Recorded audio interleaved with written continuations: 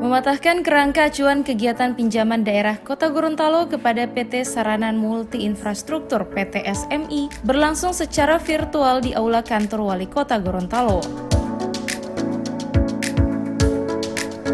11 program yang tertuang dalam kerangka acuan kegiatan yang dipaparkan ke PT SMI, yakni pengembangan kawasan pusat pelayanan masyarakat terpadu, pemerintahan Kota Gorontalo, revitalisasi kawasan pusat perdagangan, revitalisasi kawasan kota tua, pembangunan training center, optimalisasi sistem penyediaan air minum, penataan kawasan Benteng Otanaha, pembangunan kawasan Pantai Pohe, penataan Jalan Nani Wartabone, pembangunan pusat kuliner Kalimadu, penataan Simpang 5, dan pembangunan kota baru.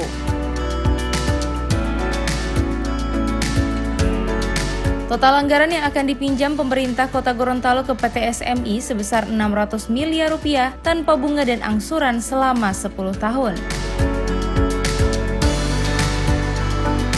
Divisi Pembiayaan Pemerintah Daerah dan Instansi Pemerintah PT Sarana Multi Infrastruktur, Eri Hartito menyampaikan, sejumlah masukan dalam rangka perbaikan data dan penyesuaian anggaran menjadi poin penting yang disampaikan oleh PT Sarana Multi Infrastruktur yang dalam waktu dekat akan dikaji dan dibahas melalui pendampingan PT SMI ke pemerintah Kota Gorontalo sehingga berbagai kebutuhan anggaran dapat terrealisasi.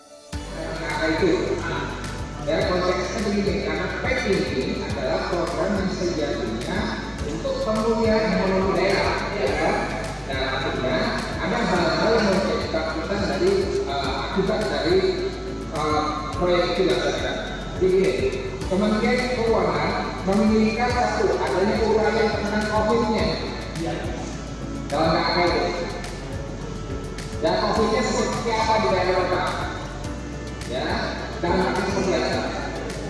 Kedua, Kementerian Keuangan menginginkan adanya uraian tentang manfaat sosial ekonomi dalam rangka itu. Ya, karena ini adalah uraian yang harus kita menentukan bahwa dengan ini ekonomi di daerah juga. Ya, kemudian Kementerian Keuangan juga menginginkan adanya uraian tentang gerakan